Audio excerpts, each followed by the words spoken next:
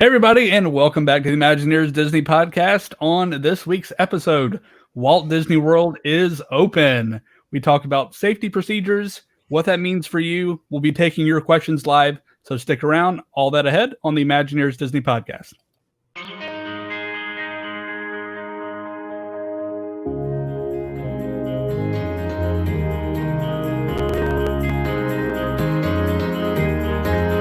There's really no secret about our approach.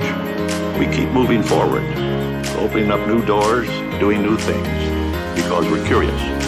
And curiosity keeps leading us down new paths. We're always exploring and experimenting.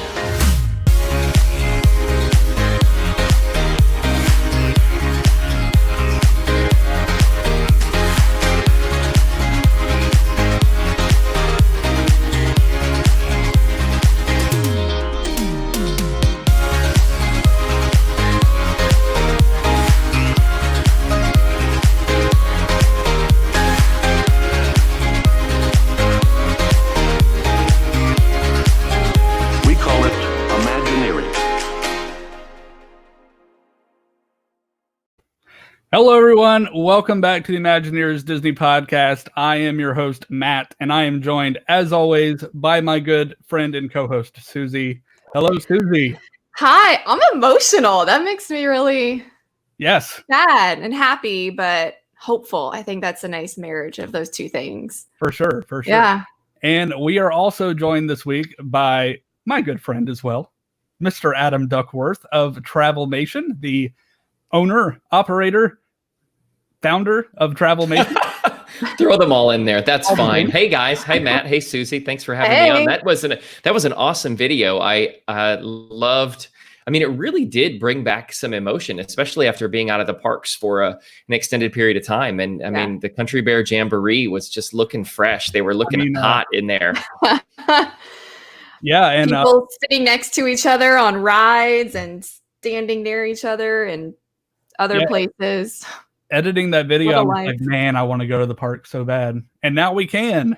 Yeah. Because they're back open. So that is what we are going to be talking about tonight. We are going to be talking about Disney World reopening and the safety measures that they have in place for your next trip. So Adam actually just came back from Disney World. He was there for some previews. He was there during the opening. And there was just a lot to take in, especially after being closed for so long. And it's really interesting to see where the parks were left off, and all the changes that were made in the downtime. So we're going to be talking about that tonight, and we are also going to be taking your questions. So if you have any questions about Walt Disney World's opening, we will take those, and we're just going to get the conversation going. So, Adam, just tell us what was it like going back with Walt Disney World reopening? It's hard to put it into words, actually. I wish that I could, just have one or two sentences and I go, this is what it was like. But it was so unique and so interesting because, I've been going to Walt Disney World for so long, my entire life. And to not be there for 4 months, it was probably the longest stretch I had not gone to any one of the 4 Walt Disney World theme parks in years. Probably, gosh, I'm thinking back 16, 17 years now in a row that I've been there. I've had an annual pass for that long, and not being there for 4 months was so interesting. But I have to be honest, the first time that we kind of went into the park, so Caitlin and I had a preview. We got into the pass holder preview at Animal Kingdom on Friday. So we did Animal Kingdom first. And it was dead and hot. Let's just put it that way. And so it was so hot to the point where we were just dripping. And it was one of those July uncomfortable hot Disney days. That's why people go, I don't want to go to the parks in July in Florida because it's so hot. It was one of those days. But everything was just so not crowded and almost eerie driving into the parking lot, because you're used to seeing Animal Kingdom's parking lot, almost at capacity all the way to the back. So when it wasn't like that, you're like, wow, this feels a little interesting. Now, taking into account the pandemic and the preview day, we should have expected that even more based on all the things that have gone on. But here's what's so interesting. So we walked around, we had our daughter with us, Libby. And so we got to just take some photo ops and kind of walk around. And then we kind of just did the loop, right, to kind of check everything out. So we rode Navi River Journey. That was our first stop because she can ride that. So we're like, okay, there's nobody with us to take her unless we want to do Flight of Passage one person at a time. Let's go on Navi. So we did that and it was great. And 5-minute wait. And then we just started to walk around. We walked past Kilimanjaro Safaris over back by Everest. And my wife basically had a moment where she was like, I don't know how long I can do this because I'm in a mask and I'm so hot, right? She was just really going, this is a brutal thing. But we ended up kind of, cooling down a little bit. But we said, okay, where's the one place that we can go that is probably the best place in Animal Kingdom? And we're like, we're hot. Where do we go? And that's the Nomad Lounge. So if you're not, of course. So we're like, let's go to the Nomad Lounge. So sure enough, we go to the Nomad Lounge and they're like, oh, sorry, it's going to be at least 45 minutes to an hour before we can get you in. And I was like, there's a wait at the Nomad Lounge. Like, I mean, I don't think in my experience, I've ever had a wait at the Nomad Lounge, but you could obviously see it was a sign at the times, even though the parks were slow, people were looking for a place to lounge and to cool off. And they wanted to be able to take their mask off and sit and enjoy. And that was a place where if you had a table, you could do that with your party. So we ended up meeting up with some friends, rode Dinosaur, and then ended up back at the Nomad Lounge to kind of cool off on that first day. But my overall impressions were that if you've been to a Walmart or you've been to a Home Depot or you've been to a Publix, as good of a job as they've done, nobody's done a better job than Walt Disney World. Walt Disney World is the safest, the most articulate, the most social distant, all of the rules and parameters, all the signage, all the sanitizing, all the hand washing. Like, it is the safest place to be, in my opinion. I didn't think that there was any other place that I could have been safer than inside of those theme parks, which sounds ironic based on people saying, would you want to be around other people or be in a crowd? I think it was one of the best places you could be. And I was really happy with my experience, specifically on day one. Yeah, just kind of taking a look at everything. I think Disney has done the best job possible that they could have done. Like, we couldn't have expected it to go any better than it has. Because, I mean, I was on the fence. I'm like, man, how is this going to go? What are crowds going to look like? What are they going to cap the capacity at? And, what are these safety measures in place? What do they look like? So I think we're just kind of break them down into like sections and what exactly they mean for you. And I think we'll just start off kind of with rides. What does social distancing on rides look like? And thank you to Michelle Bork for all of these photos that we'll be using for this evening's show. She is currently actually down there. I actually spoke with her on the phone a little bit ago. She's enjoying dinner at the Wave, but she's been down there this week. So she sent me these. And so this is the queue for Flight of Passage. So you see this. That's so scary looking. That looks like an actual like apocalyptic world right now. Because there's like, no people to make it look like a line. That's really scary. Yeah. And if you know Flight of Passage, it's one of the most packed queues typically on any given day. And as you can see, both on the ground, there is, please wait here. And then they also have plexiglass in this photo as well in between the rows there. So I think this is across the board what they put in. I saw some for Big Thunder Mountain, the Jungle Cruise, Dinosaur. I know has plexiglass between the rows, so it looks like they're taking. Well, I think this is an example of Disney going above and beyond, right? I mean, we could debate all day. Are all of the steps necessary to keep everybody as apart or with the plexiglass? And then, you see people, Matt, I think you have a photo. I don't know. I don't want to jump you on it, but you have photos of people in masks and face shields. And then, they're that. So, I mean, we have, listen, if anybody's ready for this, it's Walt Disney World because there's space between people. There's social distancing in lines. There's plexiglass, there's masks, there's face shield. I mean, if you're going to get something there right now, then I don't know what else to say about it because there were so many safety measures in place. Even right there, you're looking at a photo of some animal viewings at Animal Kingdom, and they even had those things there, which in terms of the social distancing markers, which was really interesting to see. Even on there's more shots of them, so they were everywhere. Yeah, and it looks like they have them spaced out further than 6 feet because I think they've really allowed it so that groups of 2, 3, 4, 5 keep your party together and then space them out by group. So what if I don't feel comfortable with my own party? That was my question. Like, what if I like all these things were out there and they were like, could you stay with your party, or like with, what if I wasn't comfortable with them? What if I wanted to social distance from them? Like my mother, at one point I was like, maybe I need to social distance from you in my life, Mom. Is that going to be like the new, like give me some space, like give me some social distance. Like I just need to be by myself. I need to social distance for a while. This is going to last. I think forever. it is. We're never going to let that go. Yeah. And Samuel actually brings up a good comment. He goes, honestly, I would go. I love what Disney has done. Just don't trust the guests. And I agree. I don't trust the guests either. But I think from what I understand, it is like 100% mask compliance. When you are standing there, and if a cast member sees you with your mask not fully covering your face, they're going to tell you to. Yeah. So I saw a tweet, and someone said, I asked a cast member, like, what do you do when you don't see someone like wearing their mask? And they're like, basically, I can't remember the exact quote, but what they were saying is like, in the time that like we're talking right now, I needed to tell like 3 people to like put their mask up. So they're on it. Like they're out there, they're looking. But I think that's a good question. I just personally, I haven't been back, yet either, but I always think like, we've always kind of can't always trust the guests with what's going on. I mean, like you sit in a seat that someone else was sweating in like 5 minutes before, for the last like 50 years of Disney World history. So I don't know. I think you have to be careful, but I think, Susie, if I may chime in there, I think at some point and this is almost an integration back into society thing as we continually do this as a culture, I think at some point we have to trust the process.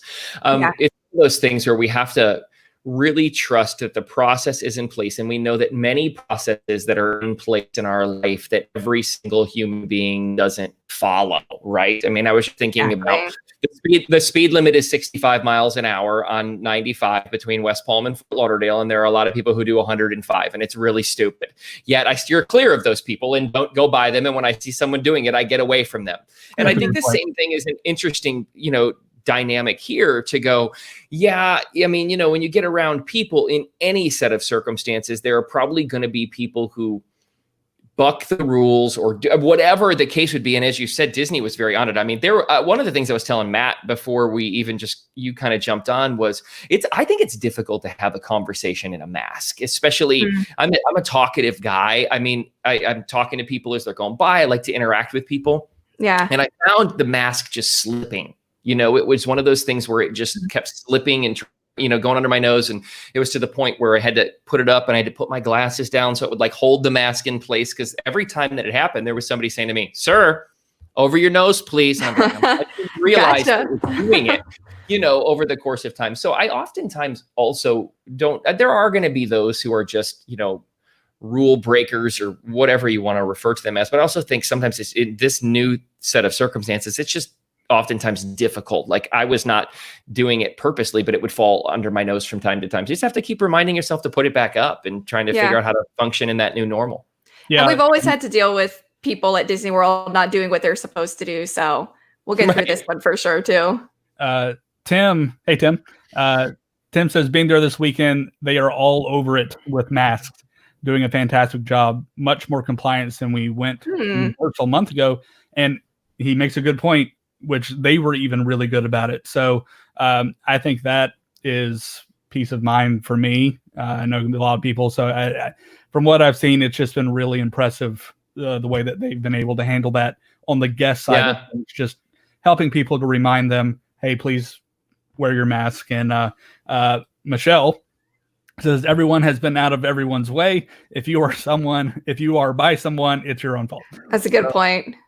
So yeah, I mean, Adam, you made the good analogy with, driving on interstate and avoiding people who are speeding recklessly. And I think I think this is a good place to kind of do the same thing. So I was there with both Tim and Michelle this past weekend, and we got a chance to spend some great time together. Every time you're there with a group of people, because we had actually 24 travel agents in the parks this past weekend, which was, Wow. when we counted, we were like, wow. And that didn't include their families. That was just actual travel agents. And so we always leave going, man, I wish we could spend some more time together. We got to see each other. But as we like, specifically the leadership team and Tim and Michelle and I, as we chatted afterward, we're just like, this was just such a good weekend. It was very uplifting. I will tell you, if you were in the parks and you didn't leave with at least a full spirit, you may have been annoyed, you may have been hot, there may have been a number of emotions that you felt. But when I left, specifically Magic Kingdom on Saturday, I think I went back to Kidani around 2:00 because I had lunch at Skipper Canteen, which I normally don't do. Normally I just kind of snack, but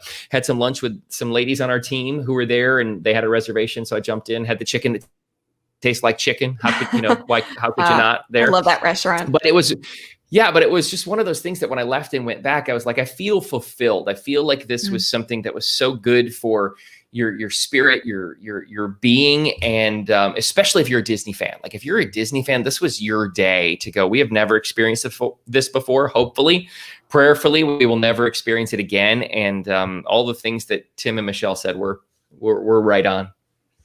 Well, I think anytime right now when you get to go back to something that you didn't have an expected timeline for returning to for a long time in general, and then number two, something that is people have such an emotional attachment to, like Disney, there's a little bit of sense, and Disney always gives off that like comfort and home and familiarity and fun. But it's like, okay, we're entering back into something kind of normal. And so you're starting, it's hopeful is I think a word that I keep thinking about this weekend, having seen everyone go. And it's like, okay, like, we can do this, we're going to have to get used to it. It maybe even be like some long-term changes and the processes, but that's the first step back to normal and that safe place of Disney. Yeah, I completely agree. Let's talk very briefly about hygiene. So, always a good topic. The hand washing that are around the parks and the hand sanitizer, they appear to be everywhere. Adam, can you talk a little bit about that? Yeah, the hand sanitizer and the hand washing stations were all over, but the hand sanitizer was even more all over in terms of when you're entering attractions, before you get on a ride, after rides. I mean, they were really everywhere. And so I was very impressed with the amount of sanitizing stations and hand washing stations. I mean, again, I think that Disney, including with those stations, has gone above and beyond even what they have needed to do. And maybe in this time, there is an overprotective spirit is something that is needed for culture and society to get us back, which is great. But I mean, I was like, these things are everywhere. My hands are going to be rubbed raw by the time I'm off of these things. Like, and I think, but again, very impressive, because people aren't going to hit every one of them, but they were certainly there when when people wanted to use them. So they were everywhere. Absolutely. And I know you talked a little bit ago about the heat. I know the heat is a big thing, especially Florida. It's the middle of July. I mean, the heat index here was like 107 the other day. Not good. Yeah. Very dangerous, actually. And I think it was a brilliant move to actually bring in the relaxation stations that are around the parks. This is one that is in Animal Kingdom. They are, again, everywhere in each park. There are different locations. Magic Kingdom, I know that there's one that I think would be really nice. The terrace, where they have the dessert party. Ooh, yeah. So it's like partially air conditioned there. There's like some air conditioning areas in that space. So grab you a nice cold cup of water and go relax. I did not actually take advantage of that particular relaxation station. We got to experience one at Animal Kingdom, and I think they're a nice touch. And I think there were a lot of people trying to take advantage of them in social distance because it is exhausting. It is one of those things that is just very tiring for someone to be in a mask, specifically if you're there all day, specifically in the month of July. I mean, there is nothing like the Florida heat in July. It's not a dry heat. It's a very sopping heat. It's hard to walk around in all day. There's no questioning that. I think the interesting dichotomy here is that the Disney fan who hasn't been in 4 months, like me, who normally won't step foot in a park in July. In fact, we did a little group thing last year for my birthday, which is July 16th, 2 days from now. How about that, right? Look at me on the podcast. Happy early birthday. Thank you. Are you fishing for like presents and gifts now? Was that like a subtle like No, no. I just was remembering back to last year. But so we were in the park with a group of folks for my birthday, and we actually kind of looked at each other and said, we're never doing this for your birthday again. We will go on a cruise. We will go, somewhere that's a little bit of a more temperate climate, but we'll be back here in September or October. But I do think the interesting thing is the Disney fan who hasn't been in 4 months really did everything they could to flock to the park. We're, as a family, going at the end of July again, which we would have historically never done. I know somebody, Tim, who was on here earlier, he was telling me that he's talking about doing something again soon. He commented, just because I think that the Disney fan in us has missed those things that it brings. And for me, I was like, now hold the phone here, like they say in the Country Bear Jamboree when Big Al interrupts Henry at the end. Hold the phone here, Al, you've had your turn. Okay. But I think that like the most interesting thing for me is that I got to experience Magic Kingdom and Animal Kingdom, but I didn't get to experience Hollywood and yet. And I want to go back and experience those and be a part of that, especially with the Extended Food and Wine Festival this year, which starts at Epcot. So many cool things that go on there. And so I think that obviously there is a certain subset of the population for whatever reasons. Call it they are not interested in going out yet. Call it they want to protect a vulnerable family member. Call it they're just maybe scared and they're like, I don't know what society holds for me yet. Wherever someone is, right? There may be people who haven't wanted to go yet. And then there are the other side of people who are going, get me in the gates as fast as I can. And I think you saw a good number of those people show up, because even though the crowds were low, and they were probably the lowest that I've ever seen, there were still people there. I mean, they weren't all congregating. And I think what Michelle said was great. There were people separating and distancing from each other, but there was an interesting, line to get into the park on Saturday morning, social distancing, of course. And there were a number of people in the parks. It was exciting to see other Disney fanatics, because you also knew, like, this is the day that the nuts were going to the park. Yeah. Right. These were my enthusiastic level. Yeah. These were my people, right? These are our kinds of people who were in the park on this day. And so I think that was an interesting thing to look at, is that you do have a couple of those mindsets there of okay, I'm not necessarily going to go yet, or I'm going to do everything I can to get there as soon as possible. Social distancing, I know we've talked a lot about it for rides and queues and everything, shows or theater seating. So we know that actual shows like Festival of the Lion King, Finding Nemo, fireworks, anything like that is parades. Well, sort of parades. Cavalcades, now we're calling them. Yes. What are they called? Cavalcades? They're mini parades. Oh, that's cute. And that's it's been brilliant. Like Merida riding her horse and Gaston riding her horse. I love those. Yeah. Outside of the small balloon accident that happened the other day, I'm like, it's not small if you're on that horse. That was a big balloon accident. That could be really bad, but it wasn't. These are the things I'm like, man, where was this before? I love this.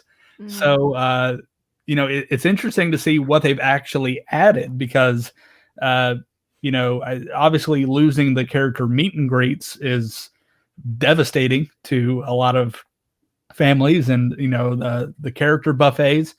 But I think adding the character cavalcades throughout the day it was a brilliant touch. But theater shows like Carousel of Progress, they had you social distanced, several seats in between you. Same thing with the. Well, listen, hold on, Matt. Can we just go back before you start showing these pictures on a realistic level? How many people are normally in a Carousel of Progress theater or a Country Bear? No, I'm okay. Now listen, you're talking about like percentage of how many seats are I'm filled. talking. Listen, okay, I love the Carousel of Progress. I love the Country Bear Jamboree. Those things aren't full to begin with. I understand the social distancing measures. Did we really need to social distance the Carousel of Progress Theater? What are there 8 people who normally see one of those shows on any one of the rotations? So I always make it a point to do Carousel probably almost every trip. So it's just a nice. And the air conditioning. Yeah, for sure. Listen, again, I'm not knocking the social distancing procedures, but I do love. But they don't need every seat on it before this.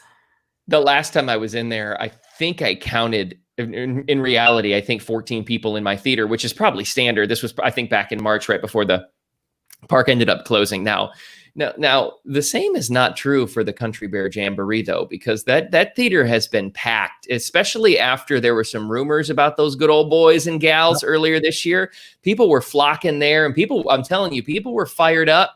It probably helped that, the 25 travel agents and their families marched in convoy over to the Bears and occupied almost an entire theater. So, it was a pretty exciting show, but no social distancing inside all theaters. There was rows in between people, seats in between people, and all was very safe inside the theaters on top of the masks. So you're talking about all of the parameters and all of the things that existed. So it was a very important question. Are the Country Bears wearing masks? For whatever reasons, the Bears they've developed herd immunity already, which is interesting. How could we not expect them to? So no, the Bears. But I will tell you this, Matt Appleby, as someone who is a studier of Disney history. So what was so interesting is that I noticed, now to a blind eye, many people did not notice, but I was sitting right next to Christina Cooper, who's one of our VPs of, she does our admin and finance department. And I was sitting next to her and her husband. We were in the same 3 social distance seats. And as I was watching the Country Bear Jamboree, I noticed, at least to my eye, I saw 3 things in the show that I was blown away by. Now, nobody else would have noticed this, but I think when COVID happened, there was a few bucks put into the Bears. So let me explain this to you. Trixie, I believe, had a new handkerchief in her hand, and she had the glass of wine in her other hand. I believe Shaker had a new vest with some more frills on it. And count me a liar if Big Al did not have a new hat and a new vest. I'm telling you. Stimulus checks. I'm going to have to see. I need to see this in person. I need to confirm. Telling you right now, anybody who thought that the rumor, I think Disney probably had this plan for anybody who was mad about the Country Bear Jamboree, potentially heading into, permanent hibernation. It was not, they're like, no, because we're going to give these bears some new outfits or whatever you want. No, I'm telling you. And I was freaking out. I'm in the theater going, do you guys see this? And they're going, what are you talking about? Because who would know that this bear has a new vest? But I know, because I love them. Yes. And so Matt would see it too. I could just picture that. Everyone's like, guys, gotta be quiet. I need to see this now for sure. And I got to tell you guys something. Matt knows this. I don't want to take up the whole show with the Country Bear Jamboree, but I'm just going to show you a couple of things on my desk here. This is our retreat photo a number of years ago. Matt's in this picture of us in front of the Country Bears. Big Al, Liver Lips, they're right there, and they're in front of the Bears. They did like a private photo shoot for us. You name it as a piece of bear merchandise. I love the Country Bear Jamboree. So awesome. My favorite. Love it. Random question for you. Did you happen to get any surveys when you came back? I did not, but I heard about the one asking specifically about the Country Bear Jamboree. Yeah, there were surveys that went out asking people in great detail what did they think about shows like the Country Bear Jamboree, the Enchanted Tiki Room, the Carousel. Old school shows. Yes. So I thought that was interesting. So this is not an episode about what I would call nostalgic attractions at Magic Kingdom, but let me make a point, if I may. I am just a firm believer in, at some level, originality staying original. And in terms of those nostalgic things, thriving to be a part of something that has existed for so long. I mean, the Bears are coming up on 50 years. There are other attractions that have come up on that long. And I just feel like there should always be new. As Walt Disney said, Disneyland will never be finished. And I believe in that. But I also believe that you can have a little bit of both. And so my comment was, when they were talking about, Matt, remember the big rumor was they were going to replace the Country Bear Jamboree with the Woody's Roundup puppet show, marionette. And in my comment was, why not put it at the Diamond Horseshoe where there's nothing versus eliminating there's nothing versus eliminating an attraction that people clearly still, whether you like it or dislike it, they still love. And the same is true for the Carousel of Progress or the Enchanted Tiki Room, especially because there is space. I'm all for innovation. I just feel like one of the special moments in life is being able to look back with your children and grandchildren and go, I did this as a kid and I want to pass down this legacy. And here's my photo. And I'm a guy who's all for change. If you ever hear me lead our company or our organization, if it doesn't work, let's get rid of it. Let's figure out something else. Let's do something better.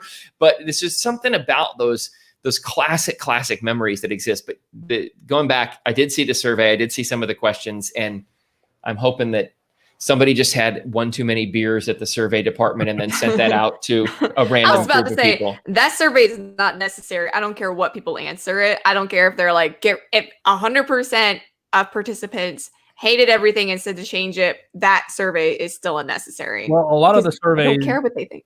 a lot of the survey questions were geared towards what would you fix? What can this be upgraded? So I wonder if that is based on recent conversations around other changes to certain attractions, maybe. or just if there's anything that someone, oh look, we have a friend in the background. Oh my Adam, God! who's back there? She's I in get my so office. distracted. Come here! Oh, Come on! God. Hey, come on up! Come on up! another We're special guest on the live. show. There she is. We're Dottie live. is live There she is. on the podcast. Hi. Hello, Dottie. No, this is Dottie, the petite golden doodle, and she Oh, joins me she's so on sometimes cute. more calls than I would like, but she's here. I didn't even know she was in my office. All right, Tom. Okay, All back right. to I don't even know reality. what happened. Okay, so I didn't even know she was there, Susie. You called me out on it. I saw something that was like, there's a dog. Yeah. let's talk about dining. So there are going to be some changes to dining, which I think are good. So let's talk about mobile ordering. I think for most of the quick services, mobile ordering is what they're doing. If I'm not mistaken, Adam, would you say that's correct? Absolutely correct. 100%. So and if you have not mobile ordered, you need to do it and try it as soon as possible because it is fantastic. It's fantastic, and it's not going anywhere. I think Correct. I think this is a permanent change. As you can see in the photo, you just go on your mobile phone, and go inside the app, and you can go select which quick service you are looking to go to. You can order ahead, and then when you get there, you say that I'm here. This was in place prior to COVID, but now it's more widespread in use. And as you can see here, you almost have like rows. So mobile pickup 6, mobile pickup 7, mobile pickup 8. So I think that is a brilliant way of handling that situation inside of the quick service In restaurant. general, pandemic or not, like that. I really hope that picks up, especially with phone usage at Disney going up and replacing, some other previous technology. So like that's just going to become second nature, I feel. And, I think, no one saw the whole COVID thing happening, but just imagine what this would have been like if not a few years ago. Disney dumping $1 billion into My Disney Experience. And then we experience Disney without that right now. The app is so crucial to your experience. That was, everything's in hindsight, but that was a brilliant move. That absolutely. And Matt, the interesting thing is you mentioned the mobile order technology stuff is, I'm sure you've even discussed this here on the show before, but what will become of FastPass Plus as we move forward into the future? Because I'm a big fan of the Max Pass in Disneyland versus FastPass Plus. So we'll have to see. And if it ever becomes monetized for the travel agent, We would gladly sell that all day to our clients and tell them about the value of using MaxPass. So. And it's for me, it's worth the price. We've talked about it. Yes, we have talked about it before. When I went to Disneyland, I made sure that I took advantage of it, and it was easily the best decision I made that day. I think having selections the day of takes a little less stress off of having to be up at 7 o'clock in the morning to do fast pass reservations 60 days prior to the trip. Right now, if you're going to the parks, you don't have to worry about fast passes because they're not doing them. Dining reservations are now 60 days prior. So that is like Disneyland as well, because prior to COVID with Disneyland dining reservations, I believe it was 60 days out that you could start making reservations. So with table service, so they've even made changes to that. I think that this could be a permanent change with the paperless menu.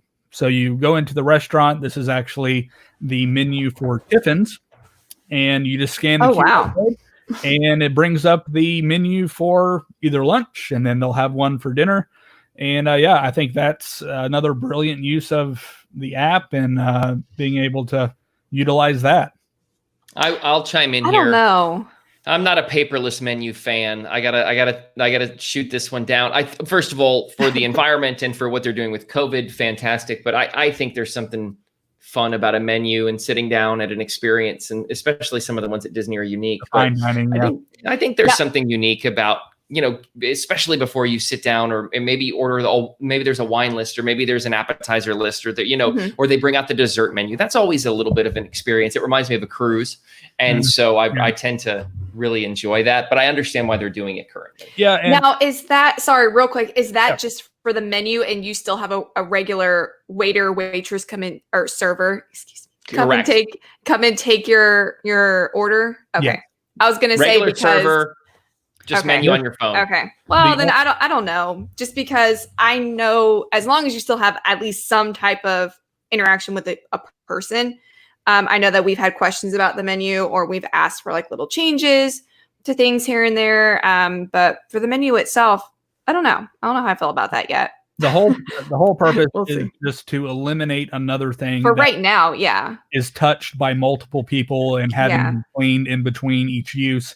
So, but 6 months from now, are we still going to want that? I don't know. And the menus are so pretty. Some of them. Yeah, that's my point. That's kind of my main point. I feel like the menu is oftentimes a part of the. I feel like the menu is oftentimes a part of the experience. So we'll have to see how that shakes out. But dining, Matt, we ate at Sanaa, the Nomad Lounge. We ate at Skipper Canteen. There were many places I ate, and they were all phenomenal. Yeah, all great choices. Those are all great. Did the bread service at Sanaa? Does a fish have lips? Absolutely. Yeah. There's a couple more of those that I was thinking about saying, but I can't. To keep our iTunes rating. Right. We need to keep the iTunes rating. I mean, all the procedures that are in place, I think are great. I think we've touched pretty much on all of them. Oh, there is one more. So transportation. So we do got a photo of kind of what the buses look like. They have the seats numbered kind of by group, and it's kind of hard to see, but there are signage in some of the seats that says, please do not sit here. So from what I understand, it sounds like the buses are kind of capped at 25 on capacity. So I only rode one Disney transport, and I was the only person on it after I was leaving Magic Kingdom to go back to Kidani. It was just me. My wife had actually taken Libby out before that. And so, because I was hanging with the team, and so I was going back to the pool and to hang out for a little bit. And so I was the only person on the transport. So I mean, I was very distant from everyone. And, one of the things I did love, though, I don't know if you saw any pictures on social media, but it appeared that Disney, they would need less transports, of course, during this reopening phase, or this recovery phase that they call it. So they rolled out as many of those character buses that they could. I mean, I didn't see one regular Disney transport on property. Good. I mean, I was seeing all the Frozen, all the Star Wars, I saw the Figment bus. It was just You know, I mean, Aw. I don't know if you feel this way when you're at Walt Disney World, but I feel like if it's going to, like, if I see the Figment bus in the morning on the way to the park, because we normally drive because we're from Florida, if I see the Figment bus, it's going to be a good day. It's like that extra touch of magic to my day if I see the Figment bus. Yeah, I love what they've That's done with buses. So have they completely phased out all the old ones? I don't think so. I think they still exist. I think they were just heavily using the character ones during the Well, now's the time to reopening. do it then. Sure. Right. Yeah, and then all of those have like the portable, the charging station ports on those. So yeah, those are for sure the nicer buses.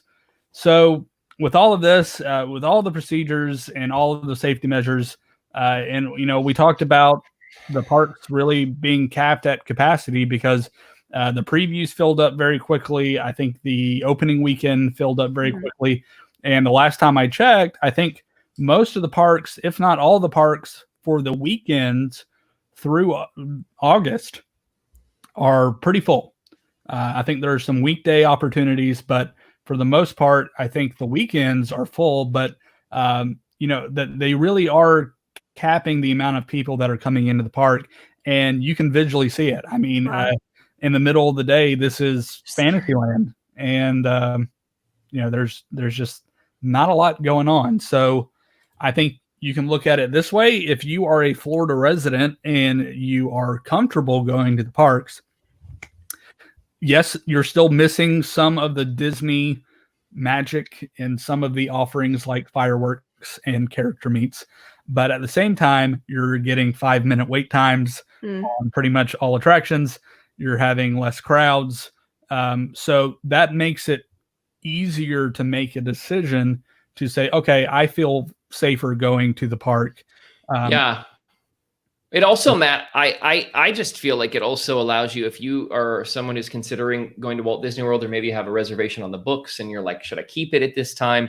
I just feel like, man, I would love those moments at my resort in the afternoon to hang out at the pool with my family that I may not normally have due to the fact that I'm always waiting in line for attractions or trying to get on attractions. So I agree with your point. I think those are really unique opportunities to look at your next experience through that lens. Yeah. Now I have a question, guys. I just haven't seen this anywhere yet.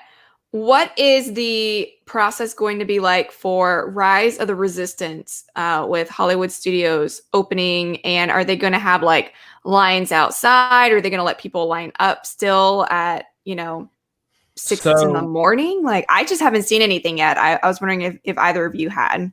So they have the cast member previews. We really won't know fully, I don't think, until they open tomorrow. So by the time that most hear this, audio wise, Hollywood Studios and Epcot will have opened. They open tomorrow, the 15th.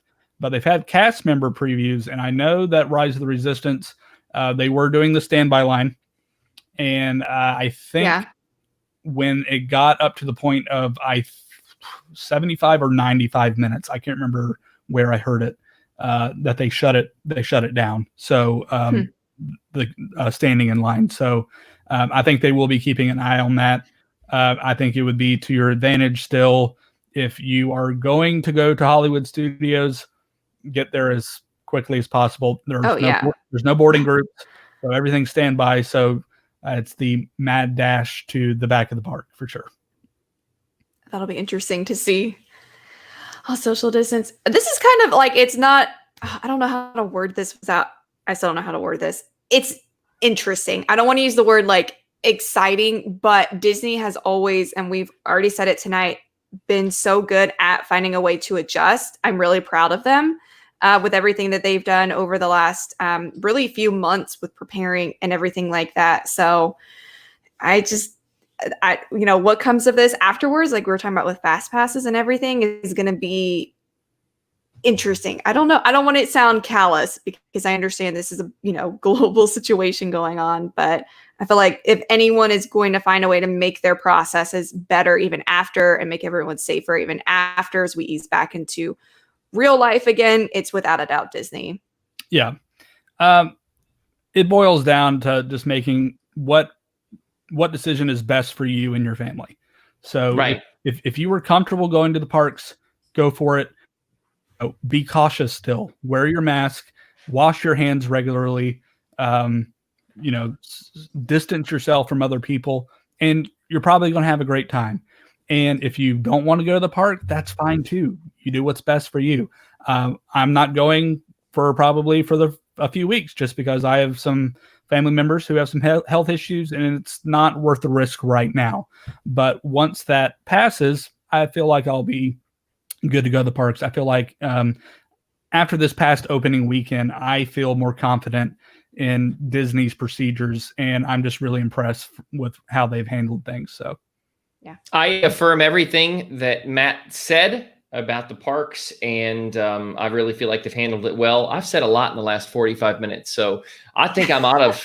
I think I'm out of things to say, and I'm out of gas. I think I've. Well, you were the guinea pig. Everything that I saw and I observed, I let you guys know about. So, and we had a whole bunch of fun, and I just believe that the magic is back, and it will continue to be back until we are slowly back to normal. Not only at Walt Disney World, but in our country.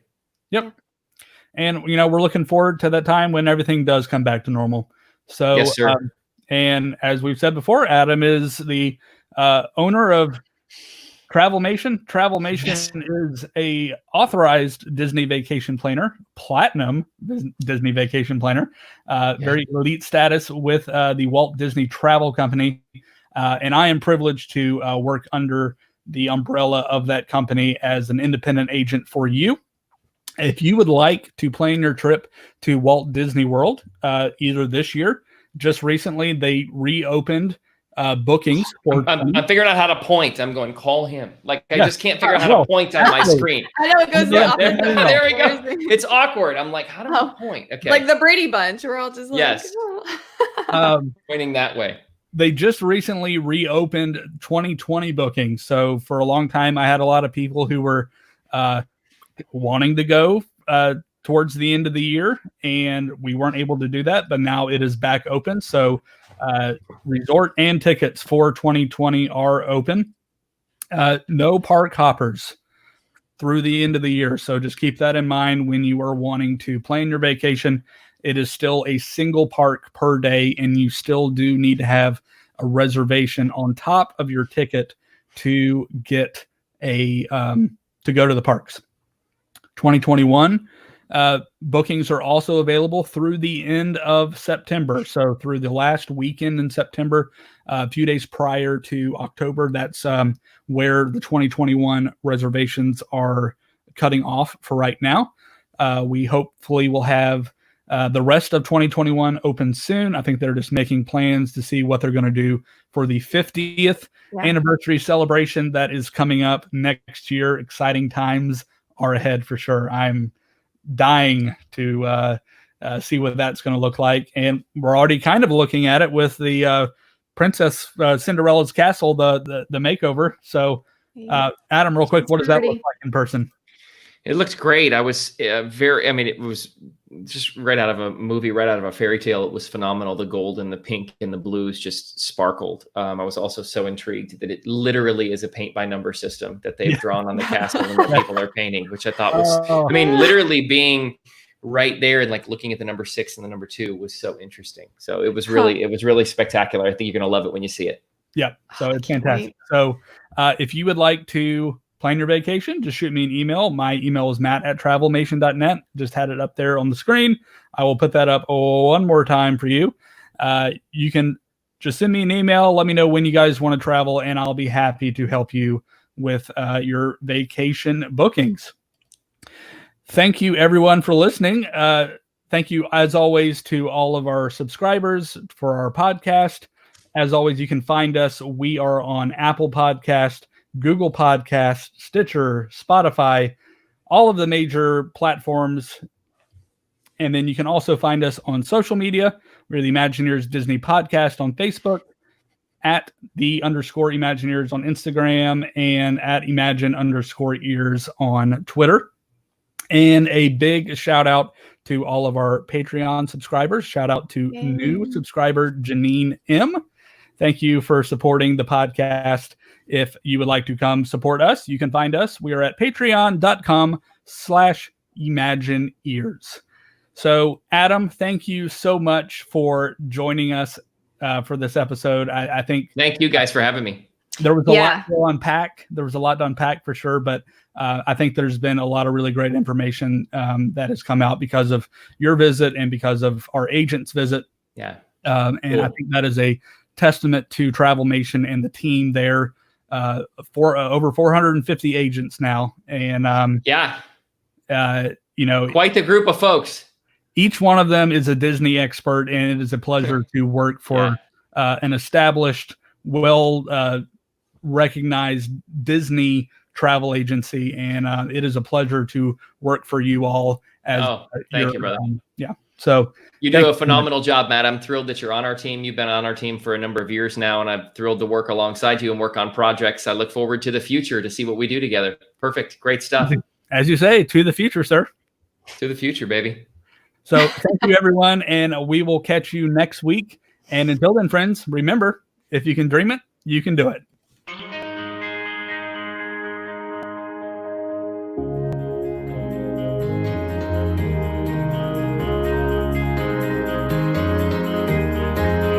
There's really no secret about our approach.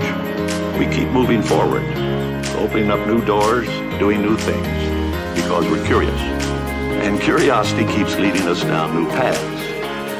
We're always exploring and experimenting.